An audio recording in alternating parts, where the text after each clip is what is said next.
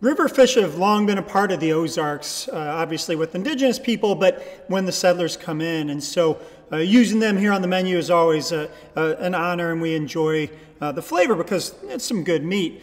But in addition to that, it tells another story, and that is what makes Ozark food unique. And I say that because over the past few years, we've had a number of people say, well, what's the difference between Ozark food and Appalachian food? And it's a fair question because so many of those early settlers came from Appalachia. And with that, though, there are differences. We know that there's some flora and some fauna that are unique to this area that you don't find out east. But the other is technique, and we found some preservation techniques that we've only seen here in the region. But this catfish is a great example of another. And you may have heard of gig suckers. Gig suckers are when you go out at night with a flashlight, or I guess back in the day a torch, and you shine it into the waters and look for catfish, and then you spear them. That's a very regionally specific technique, and so we love being able to tell that story because people still do it today. It's considered its own sport beyond regular catfish fishing.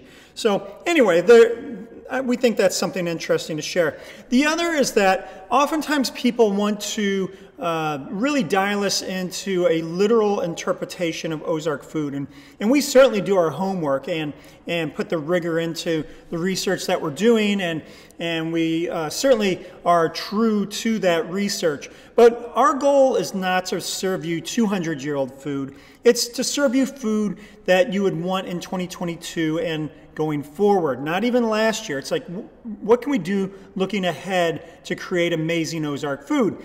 And so oftentimes you find a fusion of techniques, and those techniques are things that we'll find traditionally from other cultures.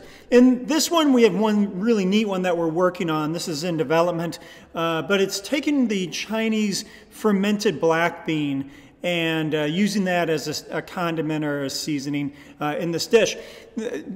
A black bean in that sense is not a black bean, it's a black-skinned soybean. But what we're trying to do is see if we can't use our local beans, locally raised black turtle beans, and have the same effect. So this course you're going to see how that goes, and hopefully in 3 months, 6 months, a year, and beyond, we'll be able to expand this even more. But again, a good example of how we take our contemporary knowledge and apply it to historic research. Thank you again. Let me know if you have any questions.